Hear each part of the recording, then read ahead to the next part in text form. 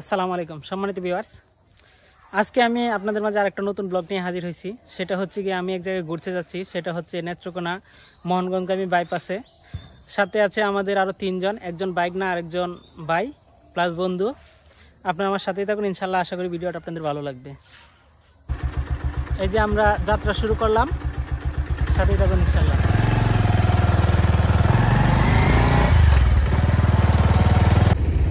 Serial আছে 7-8 বাইকে 7-8 দুই হে নয় তেলে ইল্লা রাইতে 9টা সামনে নয়।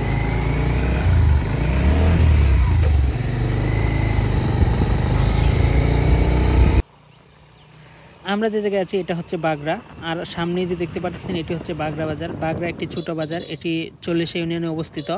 এই বাগড়া বাজারে প্রতিদিন সকালে বাজার বসে। কৃষকদের টাটকা তরকারি এই বাজারে সকালে এনে বিক্রি করে এবং তাজা তাজা মাছ পাওয়া যায়।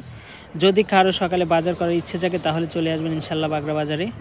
আমি বাগড়া বাজার পার হচ্ছি, কারণ সামনে 40 আমরা 40 হয়ে যাব নেত্রকোনা টু মোহনগঞ্জগামী বাইপাসে।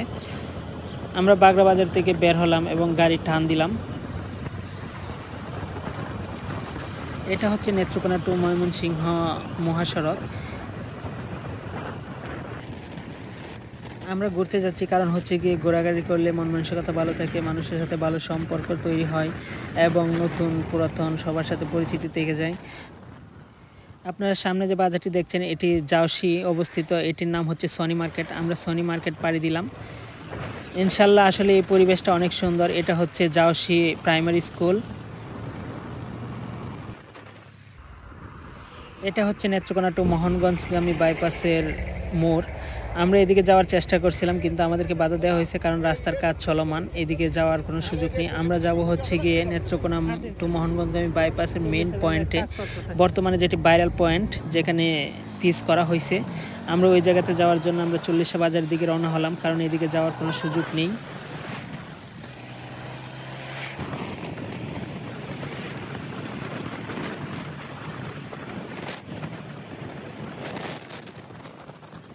আমরা চলে আসছি 40 বাজারের কাছাকাছি। এই যে সামনেই দেখতে পাচ্ছেন এটি হচ্ছে 40 বাজার। এটি নেত্রকোনা সদরে অবস্থিত। এটি নেত্রকোনা থেকে প্রায় 5-7 কিলোমিটার ময়মনসিংহের দিকে আছে। এটি হচ্ছে নেত্রকোনা টু পূর্বদলা বাইপাস। এটি 40 বাজার থেকে পূর্বদলা যাওয়ার একটি সহজ রাস্তা। এই বাইপাসটি নতুন হয়েছে।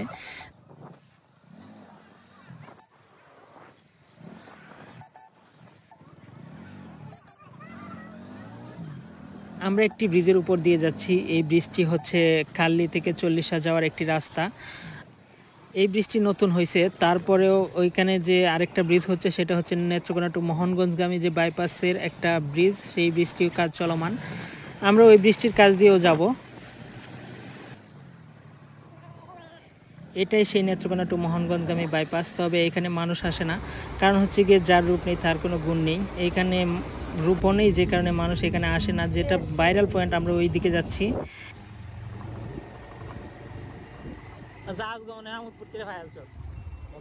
তোর আশাটা পূরণ হয়েছে। মারলাম একটা।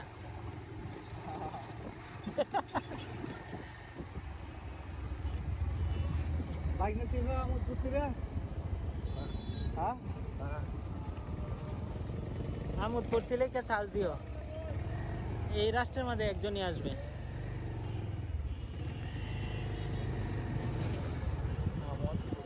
আমোদ ফুর্তি, হ্যাঁ মানে রং তামাশা আর কি, কিন্তু লিখতে হবে আমোদ ফুর্তি।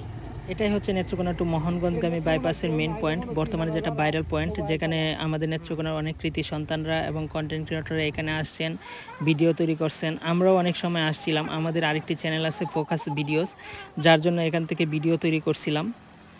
আমরা আবার আজকে আসছি। আমরা আগে কখনো ব্লগ করি নাই, আজকে প্রথম এটা ব্লগ করলাম বাইপাসে এসে। ইনশাল্লাহ আপনারা আমাদের সাথে থাকুন, আশা করি আপনাদেরকে ভালো কিছু উপহার দিতে পারবো। তবে সবচেয়ে বড় কথা হচ্ছে কি, আমাদের যে নেত্রকোনার কৃতি সন্তান, আমাদের নেত্রকোনার গর্ব আমোদ ফুর্তি আঙ্কেল, উনি এইখানেই বেশি ভিডিও তৈরি করছেন, যে কারণে এটা ভাইরাল পয়েন্ট হিসেবে পরিচিত হয়ে গেছে। কারণ আমি যখন ফার্স্ট বাইপাসের ভিডিও দেখছিলাম তখন আমোদ ফুর্তি আঙ্কেলের ভিডিও দেখছিলাম। তবে আরেকটা কথা হচ্ছে উনি খুব ভালো মনের মানুষ, ওনার মন মানসিকতা অনেক ভালো। আমরাও চেষ্টা করি ওনার সাথে যোগাযোগ করার জন্য, কিন্তু আমরা তেমনভাবে ওনাকে পাই না। ইনশাল্লাহ আজকেও চেষ্টা করব ওনাকে পাই কিনা দেখার জন্য। আলহামদুলিল্লাহ আমরাও পেয়ে গেলাম নেত্রকোনার গর্ব সেই আমোদ ফুর্তি আঙ্কেলকে। ওই যে চা খাচ্ছে উনি ভিতরে বসে আছেন। আঙ্কেলের কাছে অনেক দূর দূরান্ত থেকে ফ্যান ফলোয়াররা আসে। এই যে ছোট ভাইটিকে দেখতেছেন, ও আসছে আঙ্কেলের সাথে একটি ভিডিও বানাবে বলে। তারা ফ্রন্ট ক্যামেরা দিয়ে ভিডিও তৈরি করছে। আমি বললাম আমি একটু সাহায্য করি, আমি ভিডিওটা তৈরি করে দিই। যে কারণে আমি ফোন নিলাম এবং তাদের একটা ভিডিও তৈরি করে দিলাম। এই যে তাওহীদের একটা পেজ আছে, আপনারা সবাই একটু ভালোবাসা দিবেন। শুধু মানুষ ভালো ভালো ভিডিও বানায় ভালো ভালো ভিডিও। হ্যাঁ হ্যাঁ, ধন্যবাদ সবাইকে। পুরো নামটা কি?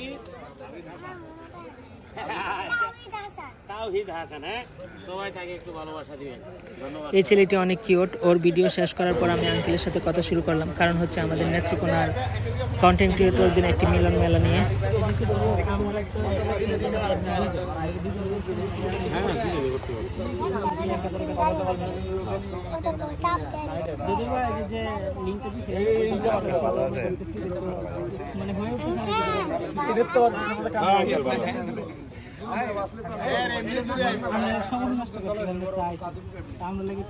হ্যাঁ ইনশাল্লাহ। তখন ওনার কাছ থেকে বিদায় নিলাম এবং আমরা একটা ছবি তোলার জন্য প্রস্তুতি নিলাম। আমাদের কাজ শেষ হতে না হতে আরেকজন ফ্যান আসছে আঙ্কেলের কাছে।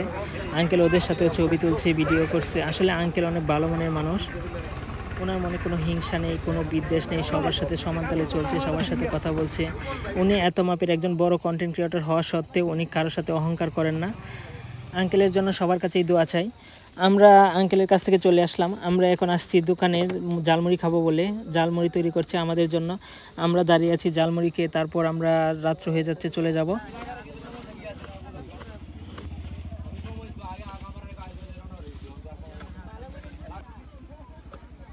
জালমুড়ি তৈরি করা আঙ্কেলের দোকানে অনেক ভিড়, কারণ হচ্ছে গিয়ে এখানে একটাই জালমুড়ির দোকান আছে, যে কারণে সবাই ভিড় জমাচ্ছে এখানেই।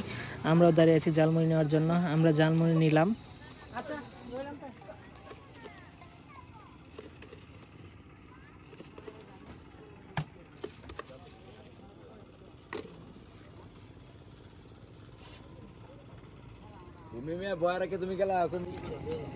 জালমুড়ি খাওয়ার পর এরকম জাল ধরলো যে ওনার কাছে পানি নাই, কি করব। তখন দেখলাম একটা আইসক্রিমওয়ালা আসলো। আমরা আইসক্রিমওয়ালা ভাইয়ের কাছ থেকে আইসক্রিম নিলাম এবং ঝাল দূর করলাম আইসক্রিম খেয়ে খেয়ে। আইসক্রিমটা অনেক ভালো লাগছে।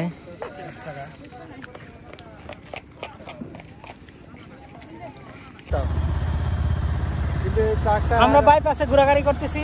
আসলে এখন সন্ধ্যা হয়ে গেছে। আমরা ভিডিওটা আর লম্বায়িত করতে পারতেছি না। ইনশাল্লাহ এতক্ষণ ভিডিওটা দেখার জন্য আপনাদেরকে ধন্যবাদ। আপনাদের জন্য দোয়া রইল, আমার জন্য দোয়া চাই। আসসালামু আলাইকুম।